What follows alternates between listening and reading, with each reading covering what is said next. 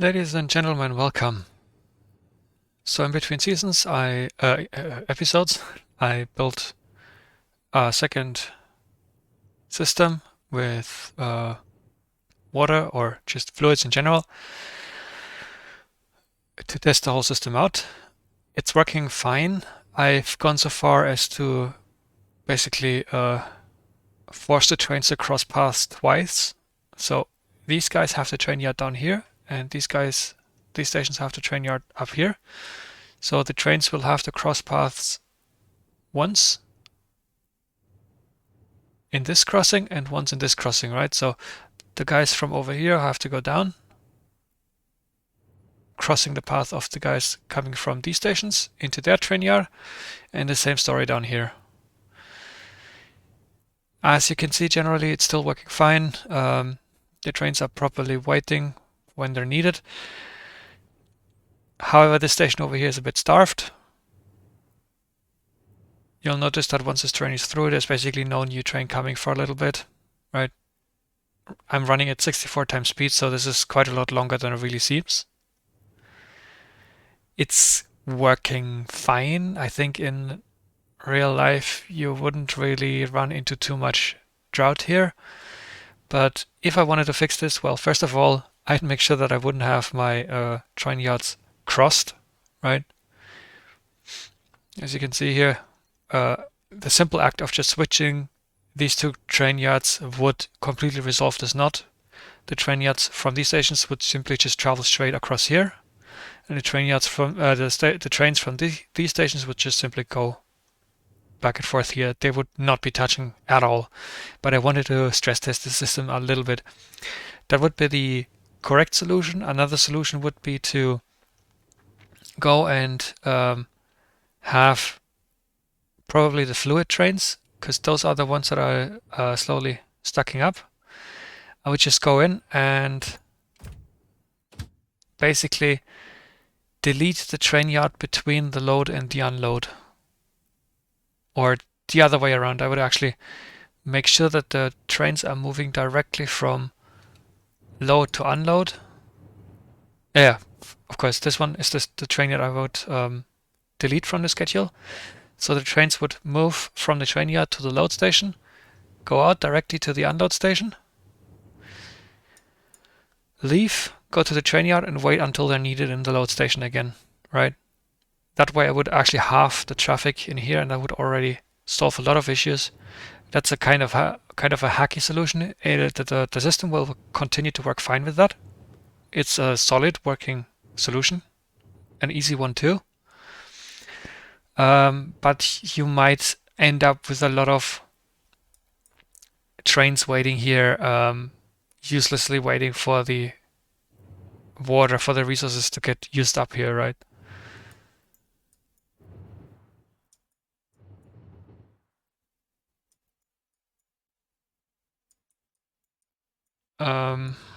Another option, of course, is to improve these crossings to use 8 lanes instead of 4 per side, right? So one trick to improve throughput in crossings is to double the number of lanes. So I'm using 4-lane rail circuits, rail network. So if I go and double the number of lanes in each crossing, obviously those are going to have much higher throughput, right? I could also use buffered crossings. Those buffered crossings are very, very large, and they basically work by making sure that each segment has place for a full train, right? Very, very large crossings, extremely high throughput, extremely efficient. Definitely what you want if you run into a situation like this where just simply the fact that trains need to cross paths cause stations to kind of starve, right? And they're still getting trains, but not very often, not very reliable. So this would be a prime candidate for if I, for whatever reason, can't switch the train yards, and I don't want to use the hacky solution of forcing trains to move directly between stations at least once per circuit.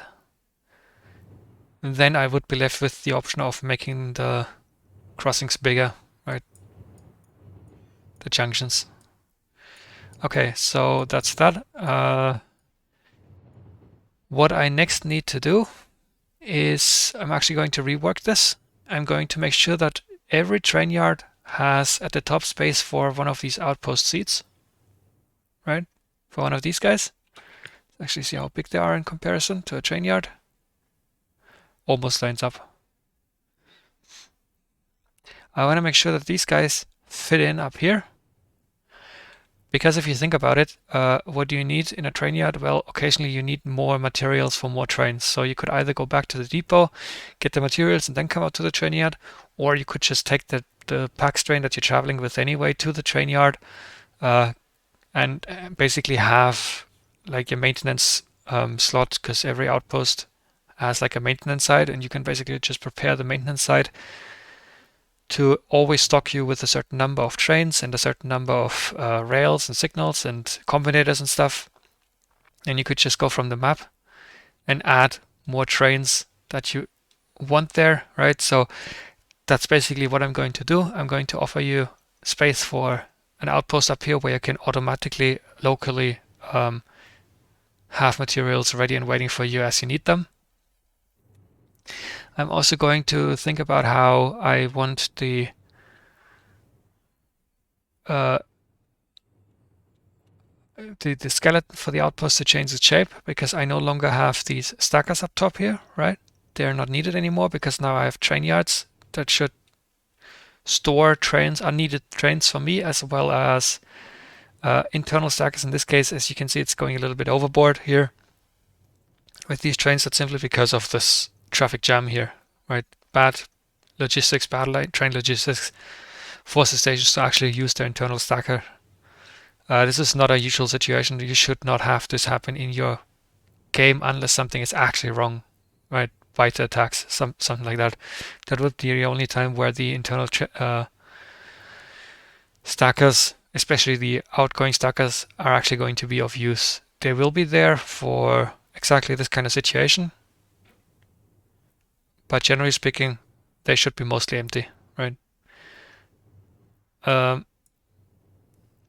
since I don't need those huge decentralized stackers anymore, I can do away with those for the Outpost C2, and especially because I don't actually need half of this, right? I don't need these outgoing stackers. Like, I don't think I've ever drawn any use from these except occasionally to park a train manually, right? So what I'm going to do is I'm going to remove half, and the other half I'm going to split up on the left and the right, I think, or maybe some around the like one. No. I want to make sure that I can park 4 trains and any of the 4 trains can access the circle. So basically all I'm going to do is I'm going to stack 4 separate lanes around the circle, and I'll make sure that all 4 could freely access the square in the middle.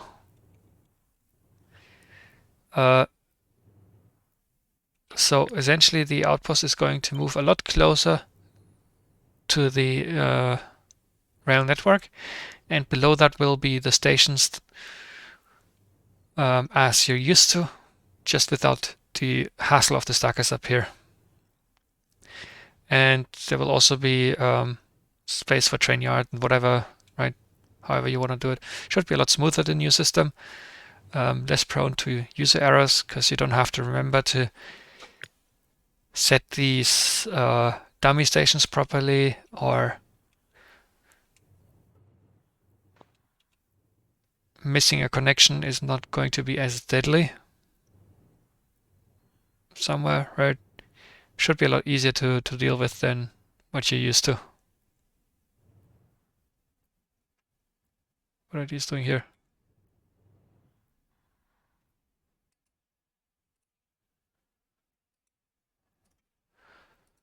Probably need to check a blueprint, but I mean, I can forget about this, right? It's not a thing anymore. Yeah, that's where it's from. Okay. Let me save game.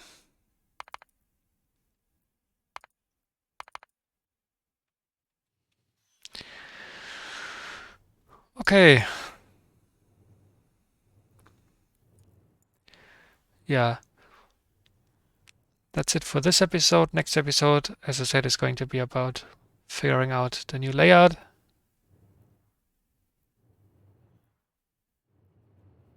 I will probably also touch the layout. Actually, no. I think for the depot, I want to keep this layout as it is.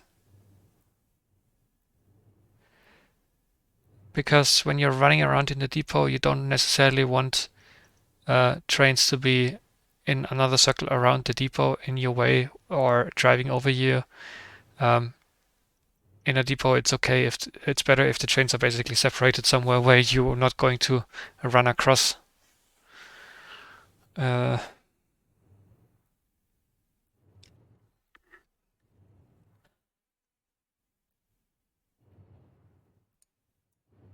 yeah, that's actually it pretty much. General cleaning up. I'm going to have to work on multiples of these.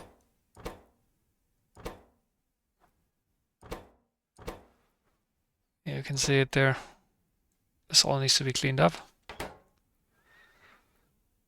And then in a couple days, few weeks at most, depending on how long it takes me to polish it all and to work out the last issues and stuff like that in bigger tests, and maybe I want to add more functions or whatever.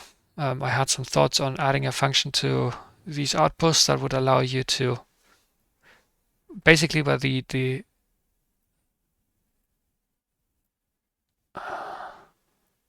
I want a function ideally where if I turn one outpost on, every other outpost is turned off. I'm not 100% sure if I'm going to do that, since I don't know yet if there's going to be any issues introduced by that are needlessly complicated, where it's actually easier to just do as I used to, get the blueprint out and then via the map. If I'm standing here somewhere and I just go via the map and basically repeat the blueprint over here that turns the station on or off globally. But it would be cool if I could just say, okay, I'm in a current station, new outpost, and whoops, shit, I actually forgot to turn off my last outpost. All right, I'm just gonna turn this one on, and thereby the other outposts across the map are actually forced to turn themselves off unless they're in a trash cycle. That'll probably be what I do. Yeah. The advantage of having outposts for every train yard is also the proper pack system. So I can do away with this weird rail here that's just doesn't really fit the rest of the layout. That'll be included in the outpost, so I can do away with that if I need to visit a train yard manually.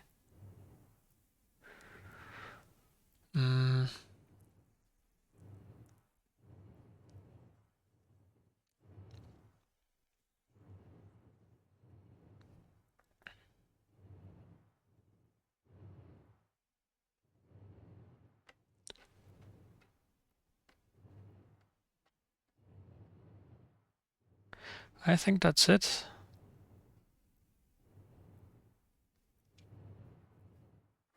What you see is just a train that has a wagon damaged.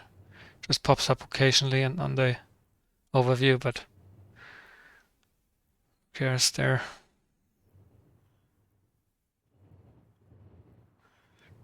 Let's see if a bot manages to catch up and fix it, because I did give these repair. Oh, I think you need construction robots for that. Oh well.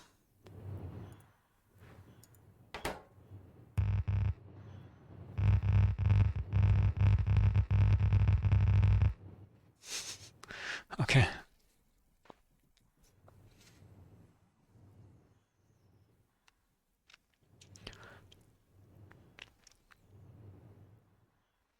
Yeah, just some polishing to do and the layout for a couple of systems.